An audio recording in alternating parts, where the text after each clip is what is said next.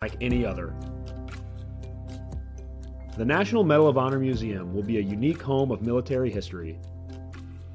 The 100,000 square foot museum will house exhibits, archives, and artifacts relating to the 3,500 U.S. troops who have been awarded the medal, the nation's highest honor for valor in combat.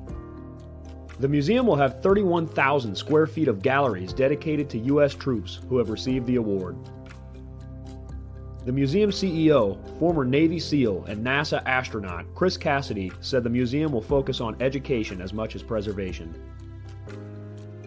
The building will have 5 areas dedicated to Medal of Honor winners from the Army, Marine Corps, Navy, Air Force, and Coast Guard. The main gallery will be located in a central plaza under a 25,000 square foot slab of steel, which will appear to be suspended in midair. It will be supported by 5 pillars. Black Rifle Coffee is a corporate sponsor of the museum, as are the Dallas Cowboys. The museum's board also includes over a dozen major corporations and 6 Medal of Honor recipients, including David Bellavia, Patrick Brady, and Britt Slabinski. Army Staff Sergeant Bellavia was awarded the medal for clearing an entire house by himself on November 10, 2004, as a squad leader in support of Operation Phantom Fury in Fallujah, Iraq. He killed 4 enemy fighters and wounded a 5th in close quarters battle.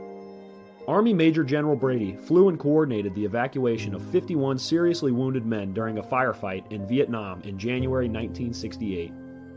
Slabinski, a Navy SEAL chief and team leader, led a rescue team of SEALs during Operation Anaconda in Afghanistan in March 2002. Slabinski and his team flew to a mountaintop ambush site to rescue Petty Officer First Class Neil Roberts, who had fallen from the back of a helicopter. Slabinski led the team through almost constant combat against an entrenched Taliban force. Along with the board members, former presidents Jimmy Carter, Bill Clinton, George W. Bush, and Barack Obama serve as honorary directors. The museum is expected to open to the public in late 2024.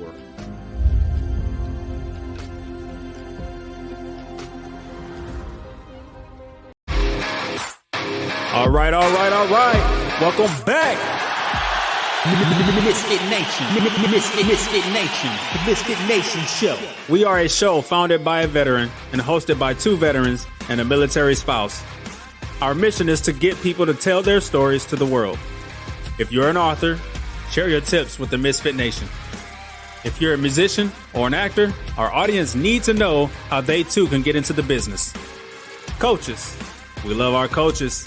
Come on and share your tips with the Misfit Nation to help them become better versions of themselves. If you are a corporate leader or an entrepreneur, come on and show how you did it and how hard you have fought for success. If you are a veteran, first responder, or Gold Star family, we would love to have you come on and share your story with the Misfit Nation. We always have time for you. If you're feeling down, alone, or starting to see the darkness, Stop. Think about those who are around you. You are not alone. You will be missed. If you feel like your problems will be a burden to those in your inner circle or feel embarrassed, dial 988. If you are a veteran, take option 1. We need you to keep pushing forward. Don't make a permanent solution to a temporary problem.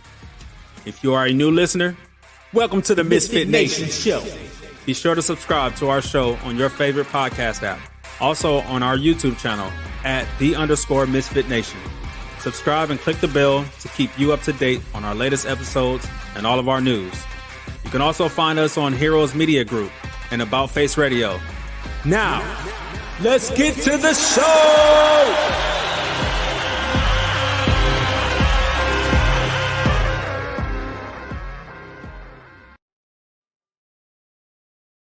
All right. Welcome to our Sunday after dinner chat.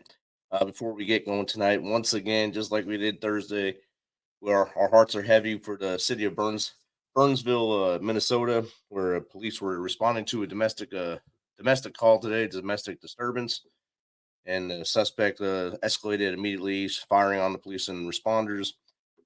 2 police officers, 1 paramedic fireman was killed, and 1 is in critical condition. Those who were killed were police officers Paul Elmstrand, Matthew Rouge, and firefighter paramedic Adam Finzith. And Sergeant Adam Mendicott is injured and taken to the hospital with being taken care of at this time. So keep the city of Burnsville, of course, their family and friends in your thoughts and prayers tonight as we go about our business here, knowing that those who are on the front lines every day are the ones who keep us safe out there. Tonight we have a good show ahead of us. We have a public health writer, editor, native French speaker with a cognate education in public health with over 10 years of experience. Her passion is to improve accessibility to health services while supporting education, economic empowerment, and counseling as critical building blocks which empower families to survive and thrive through life-changing events. She hopes that one day support families with knowledge, skills, and services required to survive in changing social and economic environments. So without further ado, let's welcome, I'm probably going to mess up her name, but Venchele Saint Dic to the Misfit Nation. Welcome, Venchele. Oh, you got it close. It's Venchele Saint Dic. Okay. How you doing? Good. I was wondering. I was hoping you came in early so I can ask you that question. But thank you, thank you for being here. No, I know I had some technical difficulties, but I appreciate you having me on the show. And one of the things I really appreciate about you is the fact that you started us off with just talking about recent events and how it has affected people. You know what I mean? And saying the names of the victims. I mean, I don't know about you, but sometimes, when you hear the news, they don't even say the names. And the fact that you did that to me, I was like, okay, that's different. I appreciate you doing that. Thank you very much. And I only gave what I know on the situation there now, and it's heartbreaking, of course, for the city of Burnside and of course Burnsville, and their families and friends, and probably everyone that was in that area at the time, and the family that they were reacting to as well. So if we can make one thing clear and just keep their names alive and hope that things settle down and maybe they can find clarity. Absolutely. No, for sure. So I gave a couple sentences on you. I know you have a lot more in your background. So if you don't mind going back as far as you want to go to how we got here, that'd be awesome. I mean, again, my story really starts when I lived in Haiti. I was born in the States, but I grew up in a small island. And growing up on that island definitely shaped who I am. It shaped my beliefs, my core values. And it really instilled in me a sense of commitment because I come from a long line of people who have always been in public service. And so for me, I think at the time when you're young, you don't really think about these things. I know I didn't. I was living from day to day. But then, because I was surrounded by abject poverty, even though I didn't grow up in poverty, it made me conscious of what I had. It made me conscious of, again, my sense of responsibility to make sure that other people don't go without. And so, that's what led me to work in public health. That's what's leading me right now, getting a doctorate degree, to really try to make some changes policy wise, and doing work that is very much community centric. And then, eventually, founding my business, Pathway Coach Writing, and doing this on the side, where once again, from a public service lens, really amplifying the voices of people who are not necessarily heard, whose stories are not always published. Even as I was listening to the preview, when we're talking about veterans, I work with veterans. I've worked with people who had who had their children serve. And sometimes these stories are not necessarily published in mainstream media. And so those are the people that I work with, and that's how I got to where I am today. So that's a good journey story there. So you got to experience being born here, raised in Haiti. And Haiti, like you said, is very, a lot of people don't understand how poor things are in Haiti until someone like you can come on and explain what you don't see. You see, a lot of times you see what's going good there, and you don't see actually the things that are not going so well. Yeah, because, sometimes, to be honest with you, even for me, the pictures could be a little bit graphic. And that's the reason why sometimes you'll see, you know, the resorts, you'll see the beaches on Instagram. Let's be real. But you Right. won't see, like, you know, the killings and all of that. I mean, it has the situation when I was growing up, it was not that bad. It was not to that state. It was not in that state. It definitely deteriorated, you know, once I left the country, and, you know, with bad policies, you know, corruption, and then also just bad governance, you know, we are here, you know, in the current state we are in, where, you know, the country is being run by gang leaders. With the recent assassination of the former president, Jovenel Moise, um, there's just a lot to unpack, and I still have family there. I mean, I have family all over, but I would say my immediate family lives there, and it's a constant struggle, you know, to, you know, always be, you know, just making sure that they're okay, and making sure that my friends or their families are doing well too. So yes, it's not easy. It's not easy at all. And I think when the earthquake hit, in, what, 2011 ish or so, 10 or 11, I guess, and that didn't Yeah, help any. 2010, back in 2010. Yeah. That was a catalyst to, I guess, to spiral down to a lot of things. There was already bad stuff happening, but I think Yep. that shined a light on a lot of what was happening. Yeah, absolutely. And then I think also too, you know, and again, you know, it's also a question of, you know, other countries' interventions as well. Sometimes you can have countries intervene in another country, and it makes the situation a lot worse than it was.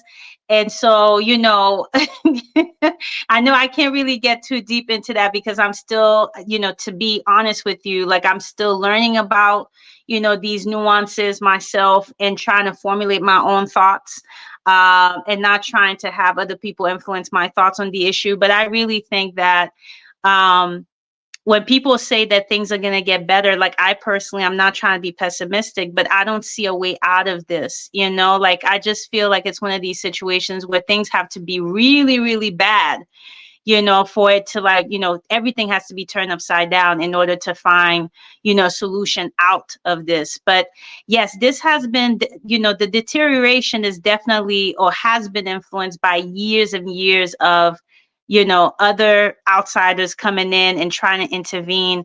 And I don't have any problems with support and help. I'm all about ask for support if you need the help. But sometimes when you know, when sometimes intervention may not always necessarily yield to a good outcome. Let's just put it that way. That's a perfect way to put it right there. Sometimes it stirs the pot the wrong way, and Oh, you get bad soup. So I actually like the way you said it. Yes, bad soup for sure. so um, So I think the way you grew up kind of probably gave you some of that imagination to write as well. Was there any influence in your life, maybe a teacher, your parents, or someone that said you can write, or they wrote and maybe gave you that burning sensation to write?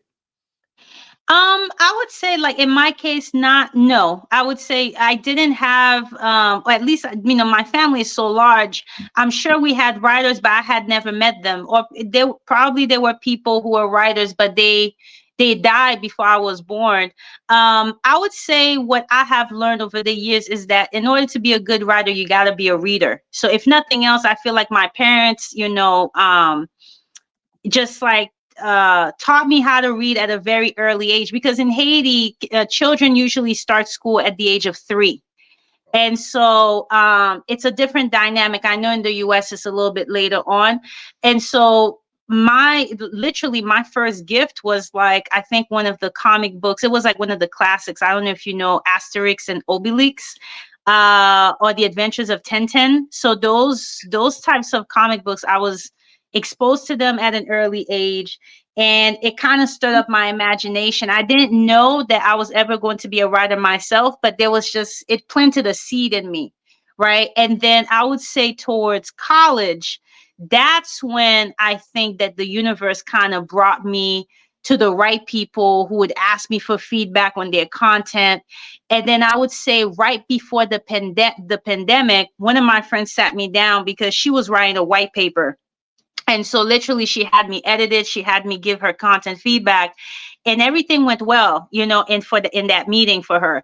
And she sat me down. She said, I really think you should do this like officially, because before I was getting my clients by referrals, she said to me, you need to have a website, right? I would pay you for your services. And she did. And so that's how I stumbled on writing. It was not something pre-planned. Like you meet some of these people, they're like, I've known all my life I was going to be a writer. No, that was not me. That was not me at all. I just stumbled on it by accident, and I realized that I had a knack for it. And so I just continued, right, to refine it, fine tune it, learn more, and all of that. And sometimes that's what it takes. You accidentally finding stuff. And like for me, I always would write stuff growing up and never thought anything about it because I was doing it because I was told to.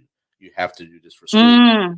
So you just write, and I never thought I was creative enough. And now I have 2 books out at a later age. So Yeah. The seed was there. The influence was, like you said, reading other books and getting a grasp on which way I wanted to be a writer and things I liked. And that's usually what helped me, finding different books that I liked and then grasping my own style from that. Yes. No, that's how you got to do it. And you'll be surprised. Sometimes I think that's one of the challenges that most of my clients have. It's really being patient with the process. Because again, we live in a society of convenience. Let's write a book within 10 days. Let's write a book within a month. And my business doesn't really focus on that. We don't focus on speed. We focus on really honing in on the process of writing. And then most importantly, this is your end product. You got to be proud of what you're going to put out there, because I've seen works like where I've had to edit those. We're going to write this book in 10 days. And then I'm realizing to myself, well, thank goodness that you came and work with me, because if you had sent it, like if you had published it, it probably would have been a problem because there were grammatical errors. There were so unfinished thoughts. And, and that's the part that I play as a coach. It's like, I always got to remind people, like, I'm also a potential consumer too. And so if I feel like something is off, like other people will as well. Oh, definitely. And if you can see that light bulb go off in your head, there's other writers out there see to say, how did this pass editing? How did it get past come into print? Yeah. So it's good to have coaches like that. And with that, what led you to want to become a writing coach? For me, I just wanted to be part of the movement of people. I wanted other people to see that there were folks who were, who are minorities in the editing, writing industry. And then also in my case, like being a woman too. As I was growing up, I didn't see many women editors. And so I said to myself that I wanted to be part of the movement where those industries reflect, what America looks like. And so that's the reason why I decided to be part of the movement. And I think also too, maybe out of pride, now that I think about it, I knew that I was really good at what I did. And so kind of, that's the ego talk. And I said, okay, I'm going to try to do this, right? Worst case scenario, things don't pan out. And I can always say, okay, at least I tried. But things definitely went up, after this. So in coaching, there's lessons you got to learn as a coach, as well as being a writer, that no 2 writers are the same. And many are at different stages of becoming a writer or that journey in life to be a writer. How do you differentiate that? And what's your approach to them? I think my approach is really, I use a lot of questionnaires and a lot of surveys, like Strength Finder surveys. It's not specifically the Strength Finder, but very similar, to try to gauge like where my clients are, because I've seen some of my clients like come in, they don't have any chapters written, and I'm just working with them on an outline, and really looking at content strategy, content idea. And then there's some where, I can tell that, okay, like their level of writing is at the intermediate level or the advanced level. And like, based on the responses I get from these questionnaires, like I sort of gauge like how, like I kind of tailored the service to them, right? So someone who's more advanced, like they might not need as much hand holding. They might not need as many of my resources, especially if the person is coming in and saying, I've taken writing classes and all of that. They may not need a lot of sessions with me versus someone who is not a novice or intermediate. I would focus on, common syntax, the elements of writing style, using prompts, very much tailored, like those prompts are tailored to whatever they're trying to write. And so that's my approach in working with my clients, engaging where they are, like through the use of questionnaires. Well, that's good. That's a good approach. That way you find out each person individually, not just as writer A, B, or C, but you know exactly where they are and what their hiccups might be as they get into the journey with you.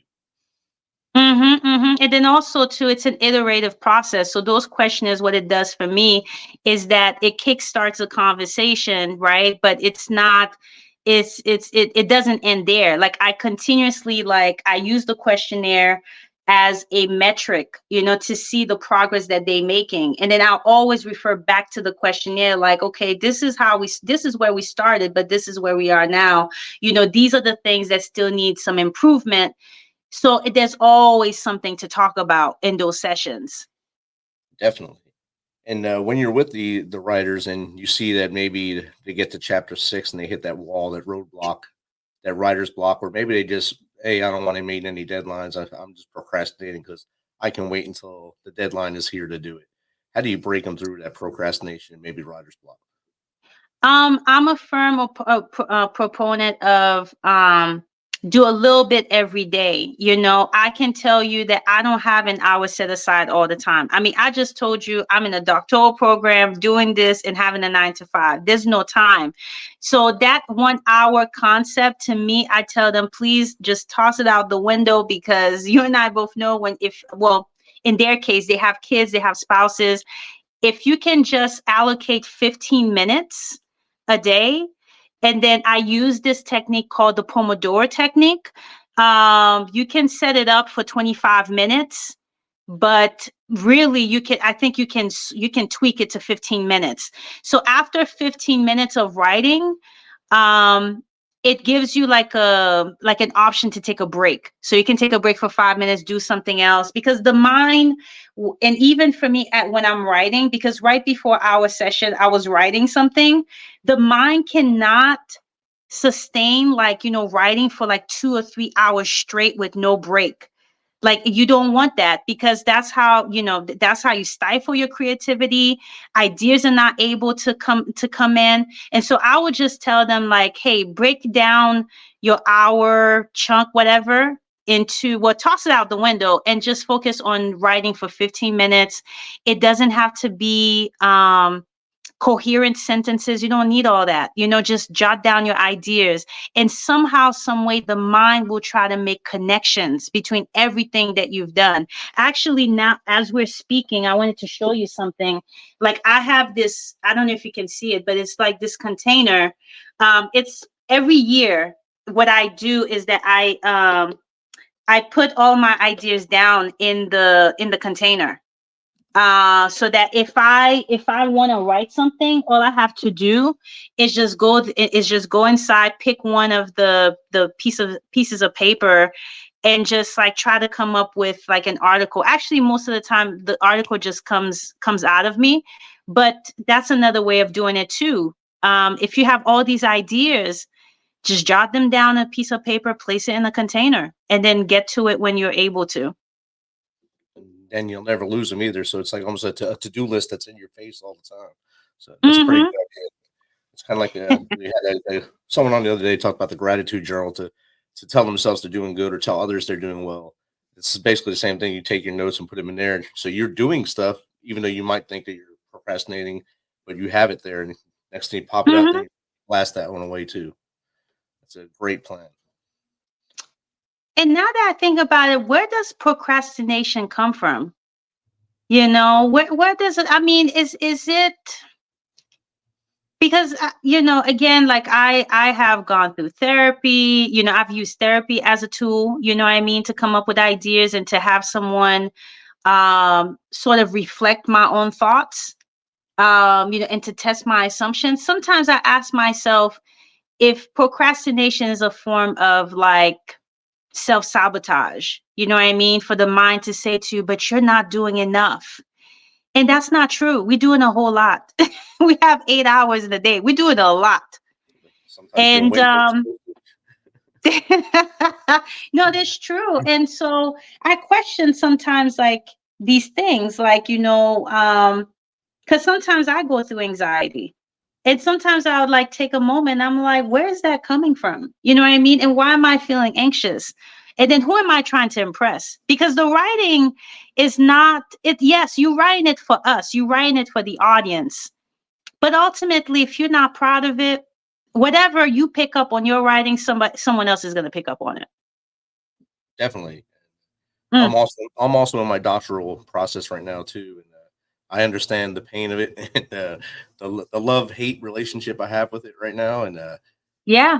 like you, I have my 9 to 5 job. I do my podcast, and then I do that too. So it's all every one piece of it has a part of my day, and there's only so much of me I can put into each one of them. So Mm, sometimes with my doctoral process, I'll wait till the very last second of a checklist, and I'll knock it out. I'll knock it out in one day. I'll knock everything out I need, send it in for review, and my first like, oh, you must have been working on this the whole time. No, no, hmm. just today, just really literally today. I opened it up and did it. Facts. That's just how I Facts. work. Yeah. And my question too, I'm getting my doctorate in public health leadership. Where are you getting yours in? Homeland Security. Okay. Yeah, that's important stuff. you know? So is yours. So thank you. No, I'm telling you, and I don't know about you, but in this doctoral process, I sometimes feel like, yes, I'm adding to the knowledge base, but there's always this little voice. It's like I gotta be accurate. You know what I mean? There's no room to mess up here, right? So yeah, that's a whole nother Yeah. session in and of itself. Because funny enough, even before I knew I was going to get a doctorate degree, like I was working on people's dissertations. And when I saw what they were going through, I said, oh my goodness, like this is not for the faint of heart. Like we're actually part of the top 1%, because not many people go and get doctorate degrees. And so I don't know. I'm just like tilting my hat, my invisible hat to you. Like it's not for the faint of heart. Not at all. And that's why I think in my group alone, I think 4 people have quit. So and they got almost to the end, and they're quitting because it just becomes overwhelming. Wow. Yeah. Yeah, they never talk about these people though. They never talk about the people who quit. Well, are we gonna say they quit? Well, okay, let's just be real. I think Yes, they they burnt out. quit. They burned out. Yeah. Yes, most of the time it's bad PR. They're not going to talk to you about these people. They want you to come in. They want to get your money. I hate to put it this way, but they want our funding. They're never going to talk about the number of people who left. Nope. So that's crazy to me. But hey, it's a business. So At the end of the day, that's what all that is. Just like we were talking about Haiti before, the resorts get all the publicity because that's the money. The money comes in, and it all comes back to exactly. people out. Yeah, so, Exactly, because you imagine if people start talking about what all of the killings, and all of that, like people would be like, you know what? That's not a travel destination. I don't care how beautiful that resort is. I'm not going. And Haiti heavily relies on tourism as well. So, but most of these small islands do anyway. So, yeah, both sides of that island, dude. Dominican Republic on the other side of the Rubicon, they do the same yes, thing. They only show you the beachfront properties. They don't like to show yes, anything past the guarded towers, the guarded walls. And then when you go on like what they call excursions, you go on an excursion and you see with your own eyes what they're not trying yeah. to let you see. Like now I understand. We drove through Dominican Republic in March, I believe we were there. And I felt like I was driving through bombed out places of Afghanistan. Wow. This is just like Afghanistan right here. This is horrible. Mm. That's the first thing that came to my mind when I seen it. And I said, now I know why to keep us behind those big walls. No, that's true. That's true. Without realizing that, those four walls that they're putting you in, they don't protect you. No. They don't protect you, especially in war-torn areas. And you even said Afghanistan. Yeah, it's a constant. It's you operating off of fear, if that makes sense. Oh yeah. Every day. And I mean, there's people that will not leave the resort. And I said, why do Whew. you why do you come to a country if you're not going to leave the resort? Absorb the Yeah. country. Most of the resorts just serve American food anyway. So you're just getting Yeah. America with a different beach. So Yeah. Yeah. that's just my thoughts on it. So No, I I hear you. don't know if you've seen the comment I had posted up there. Jake, our resident hillbilly here, he put on there. He believes for some people it can be the fear of failing that causes their procrastination. And I think that is a good quote there too. That's a good quote. So that's a real Hmm. good one. When did you start your business? Was it when you were you finished college, or you were still in college? I was still in college. But again, like at the time, I didn't really take it, I didn't really take it that seriously. I was just doing it for friends and what have you. And so, yes, we will say that the unofficial, the unofficial date, okay, date of inception was like when I was in college. But I literally got a website, kid you not, like the day before they told us that we had to stay home. Wow. That was when it was done. And then that's when I started the marketing. And, I think I was using Facebook ads, Instagram ads. I would go to, my hairdresser and, give her like my business card. Like it was like the real deal. And then that's how I started getting clients. And then I think what happened, once I started the doctoral program this year, I took a pause. Like I took less clients because I said, you know what, let me try to see what's working, what's not working. I think that's another thing too. When you build a business, you got to take a moment and just pause and reflect on the year. What went well, what didn't go well, do a gap analysis and trying to figure out, okay, like what's marketable now? Like right now with AI, like, that's one of the services that I provide, revising AI content, helping people get on podcasts, which was something that I was toying with. But again, it didn't come to full fruition until like, I started getting, getting these invitations as well, because I'm one of these people, when I talk to my clients, everything that is on the website is because I've done it myself. So I have like the experience doing it myself, and I have the credibility to say, okay, I know how you can get that opportunity and then go from there. What I don't promise is for people to I don't promise people like, hey, you're gonna become a Pulitzer Prize winner by working. I don't do that because I think it's so deceiving. And I'm a good steward of people's funding. It's just I'm not going to take your money if I know I can't help you. Right, and I think that's how you keep the authenticity or authentic relations with not just your clients, because they become part of your brand, part of your family at that point. That you Yes. have them, and they're successful. If you have bring them in, say you're gonna win X amount of awards, and they only win one, or they win none, then they'll say, "Oh, I'm never gonna talk to her again. She failed me." So it's Yeah, and not a promise up front. that's what I've been learning since last week. It's sometimes truth hurts, but I would much rather be truthful to someone than take their money and just say, okay, just take their money just for the sake of it. No. I talked about the authentic connection with your clients. How about with when you build your network? I know you're big on LinkedIn because that's the best business place to be, but you're also on every other social media platform. How do you keep those authentic connections through social media and in life? That's a good question. This is something that I've been reflecting um 2 weeks ago, funny enough, about how to maintain authentic relationships. I think that relationships to me is like a dance. I will always take the first step, but the other person got to be willing to take that first step as well. It takes two to tango. And so the way that I've been able to maintain those authentic relationships is just to, communicate. I think it's a question of communicating your needs and wants, meeting people halfway, giving people the benefit of the doubt. I know that, for example, there are some coaches who will, cancel people, dismiss people who miss 3 appointments.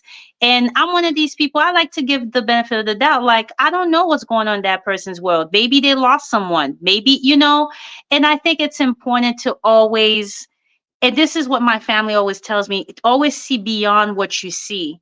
Don't be quick to judge. And that's what I've been applying for a long period of time. And don't get me wrong, sometimes I don't get it right. I mean, I'm human, I'm flawed. I know. um, so I try. I really try to be the change I want to see in the world. So be more empathetic, giving people the benefit of the doubt, having those tough conversations in service of that care, in service of that relationship, instead of trying to keep the peace, because you can try to keep the peace and then the underlying symptoms of the problem are still not resolved.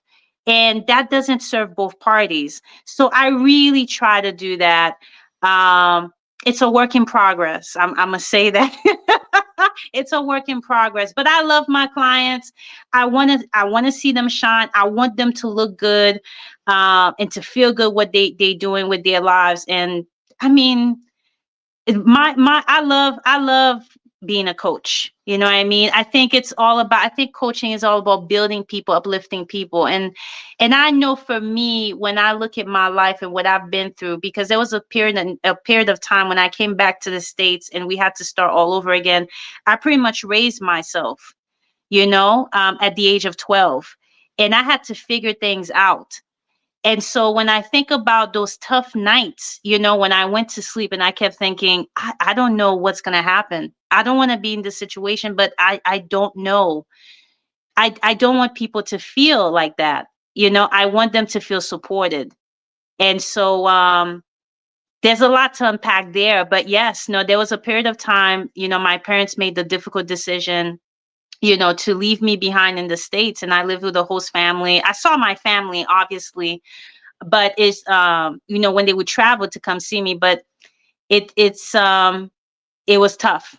So Especially at that age, it's an age where you're going through changes as a human, and then you're on your yeah. own basically with the host family. But so it's good to see that you learned lessons through that and gauged your mental toughness through that too, your mindfulness, your mindset, your mental resilience as well, and that really helped you out. You mentioned judging the person by don't judge a person by what you see, judge by what you don't see, and that's perfect Mm, in what you do. As books, don't judge a book by its cover. So you mm-hmm.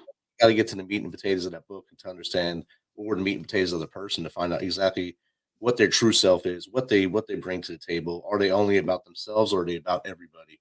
And those are Mm-hmm. all kind of things you want to look for. And you get to know that just by talking to people. Absolutely. And then also to add to what you said, people can only give you what they have. They cannot give you what they don't have. They always talk about, like, I read all of these books on leadership, and I'm thinking to myself, like, leadership happens, like, you can read 95 books. It can gives you theories, models, frameworks, all you want.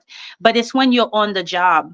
You know what I mean? When you're on the job, and you're exposed to all of these different crises, then you really truly see the character of someone in their leadership capacity. Um, and so I'm just always careful. When I meet people on the path, I'm like, you know what? Let me get to know them. Let me get to understand the story, understand why they do what they do. Um, and then not have any expectations. Let people surprise you. Definitely. Yeah, Don't go in there with what you think they're going to be and just let it happen. Jake jumped just in let again. it happen. Jake just jumped in again and said he loves your attitude, knowing you're great at grabbing the bull by the horns and going for it. Best wishes and hope you go far in your endeavors. Oh, thank you, Jake. So, so people are listening. There, you're touching minds here too. So that's good. Where do you That's see awesome. you as a person and you as a business owner in 5 years? Oh, I could tell you. mm, my mind automatically wants to tell you all the material things I'm gonna have in 5 years, but that's no good. That's no good. I could have the Mercedes Benz, I could have the yacht, but if internally, I haven't done the inner emotional work, like Dr. Brene Brown would say, then it's no good. I think 5 years from now,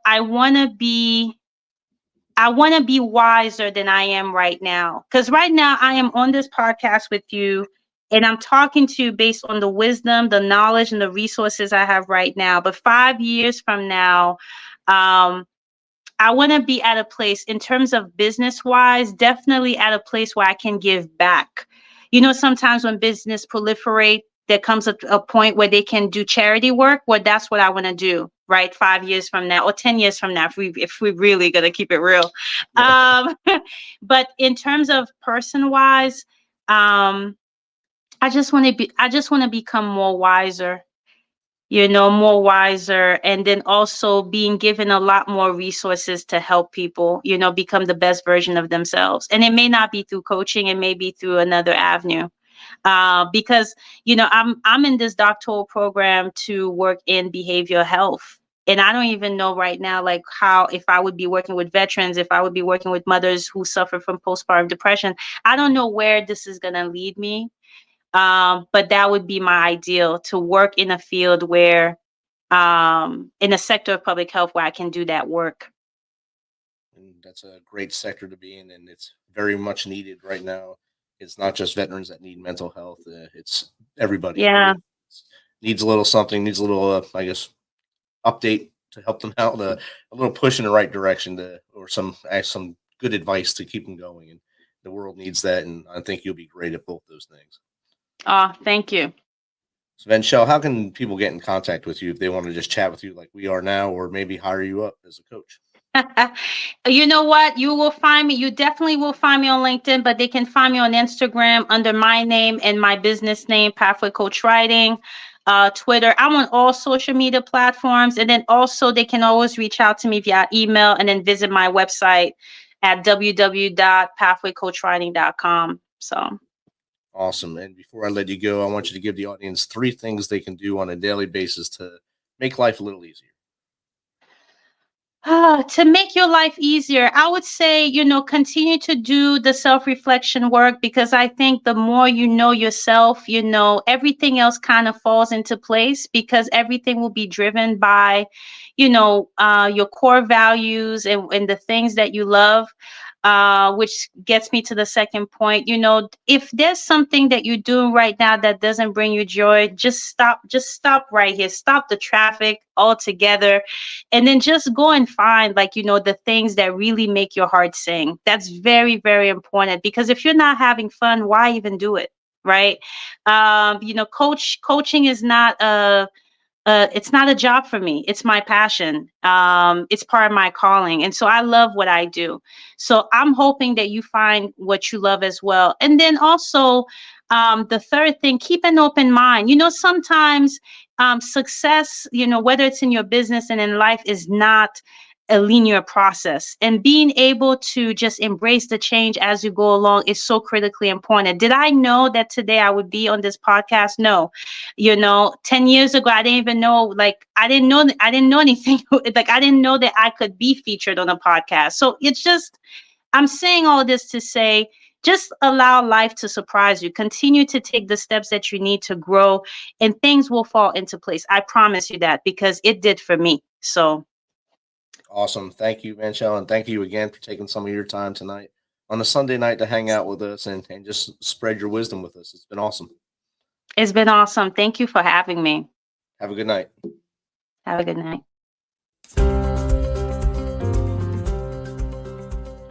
This is a message from the U.S. Department of Veterans Affairs. Got a question about your VA benefits, healthcare, or eligibility? Go to va.gov, where you can access a new interactive chatbot to ask questions 24/7. One can still browse va.gov for information, but you can now ask specific questions to the chatbot, like what's the PACT Act? How do I apply for disability benefits? What's my claim status? You can access the new feature through va.gov's Contact Us page. Then click on the Start Chat button. The chatbot will continue to improve veterans' access to information about the benefits and services they've earned. This is one way VA is offering seamless and secure access to its online resources.